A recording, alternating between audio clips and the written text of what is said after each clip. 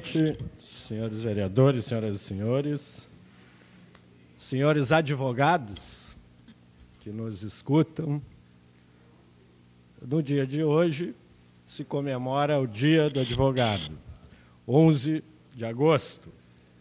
Por isso, cabe saudarmos a todos os advogados do Brasil, especialmente os advogados pelotenses, e eu faço na pessoa da presidente, primeira mulher presidente da OAB de Pelotas, doutora Paula Gril, e de toda a diretoria, Paula Gril da Silva Pereira, doutora Paula, mais conhecida como doutora Paula Gril, e também de toda a diretoria, conselheiros, membros de todos os conselhos dos quais a OAB também participa, enfim, todos os advogados que representam a população. A advocacia, segundo o Estatuto da OAB e segundo a Constituição da República, é serviço indispensável à administração da justiça. O advogado tem garantias para realizar o seu trabalho e necessita disso porque a advocacia é considerada, inclusive, serviço público, tanto quanto o Ministério Público, quanto a Defensoria, quanto as procuradorias. O advogado, no exercício do seu mistério, defende o interesse do seu cliente, mas, acima disso, o interesse social.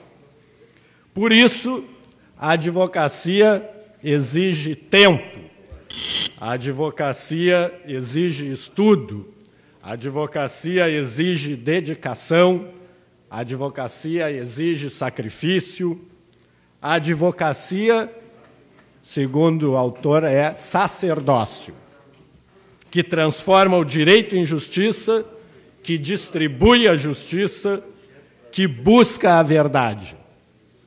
E quando efetivamente encontramos a verdade, é que é possível fazer justiça.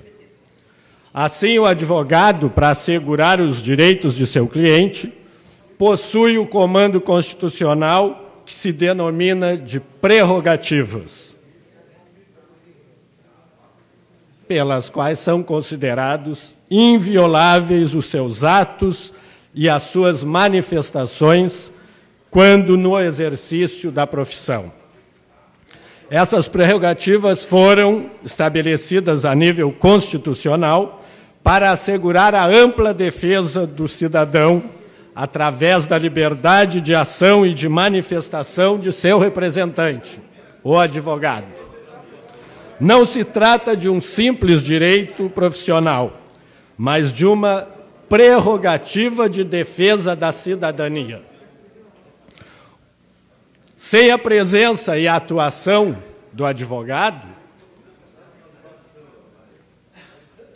o Poder Judiciário haveria de sentir o baixo nível das discussões, bem como deixariam as contendas judiciais de se fundarem na legislação material, seguindo ritos impostos pelas normas adjetivas por faltar conhecimento aos jurisdicionados interessados.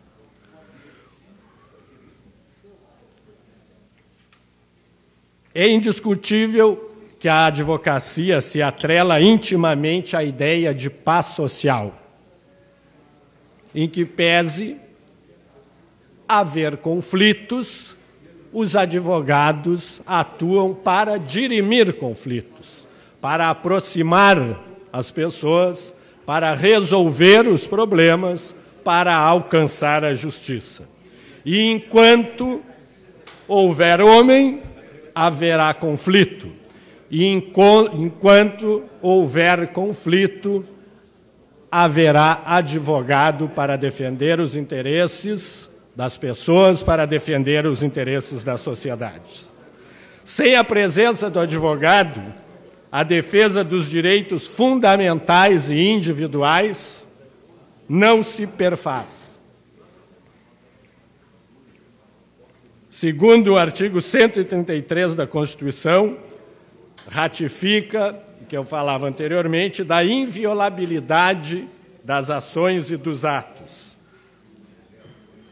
O artigo diz, sendo inviolável por seus atos e manifestações no exercício da profissão e nos limites da lei.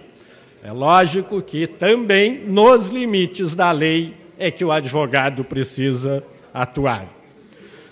O insigne e inesquecível Rui Barbosa cita que, em todas as nações livres, os advogados se constituem na categoria de cidadãos que mais poder e autoridade exercem perante a sociedade. E nós percebemos, especialmente no Brasil, que a Ordem dos Advogados do Brasil está presente em todas as grandes conquistas da sociedade brasileira, representando o interesse da sociedade, sem interesse pessoal, sem interesses que não sejam efetivamente os interesses sociais. E por isso, em qualquer ação, em qualquer manifestação, em qualquer necessidade, se verifica a presença do advogado através da Ordem dos Advogados do Brasil e através de manifestações pessoais. Por isso, neste dia da passagem do Dia do Advogado, homenageio a todos os advogados da nossa cidade, especialmente, como eu disse, na pessoa, então, da nossa presidente da OAB, subseção local, doutora Paula Gril da Silva Pereira. E não posso deixar também de me referir ao relatório da CPI do SANEP, ao qual se referia antes o vereador Marcos Cunha, que eu discordo, em que pese todo o serviço que foi realizado, em que pese também a importância e a gravidade do fato, eu discordo que tenha sido aprovado. Ontem foi distribuído aos vereadores o relatório e eu ainda me manifestava na sessão, em uma parte, pedindo que não fosse realizada a sessão para a apresentação, uma vez que entendia que nós devemos, cada vereador deveria analisar o relatório para poder se manifestar. A sessão, de qualquer forma, foi marcada para as 11 horas, eu compareci no plenarinho às 11h10, ainda não havia nenhum vereador, posteriormente chegou o vereador Ivan, depois o vereador Marcos, ainda o vereador Toninho, o vereador Beto, que era suplente, e a sessão não se realizou. Eu fui, voltei, fiquei no meu gabinete, que fica muito próximo, para participar da sessão e ratificar o que eu havia pedido aqui na sessão plenária, para analisar. Então, discordo que tenha sido aprovado. Pode, inclusive, ser realizada a sessão da CPI para apreciação do relatório. E que eu ratifico também, que entendo que deveria ser analisado, por se tratar de um documento, né, de um tamanho razoavelmente grande, com bastante conteúdo, e que precisa ser analisado. Eu já olhei, já li todo o documento, né, mas ainda gostaria de analisar mais ainda, podendo olhar o processo, do qual não tenho cópia integral, mas tenho cópia de praticamente todo, e gostaria de fazer algumas observações.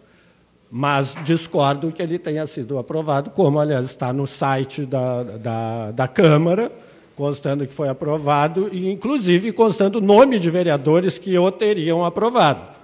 Quando, pelo que eu percebi, os vereadores receberam o relatório e, não sei se assinaram o recebimento do relatório, mas na sessão que não chegou a se iniciar no dia de ontem e que não tinha quórum, ele não foi apresentado, no meu entendimento, e aprovado. Obrigado.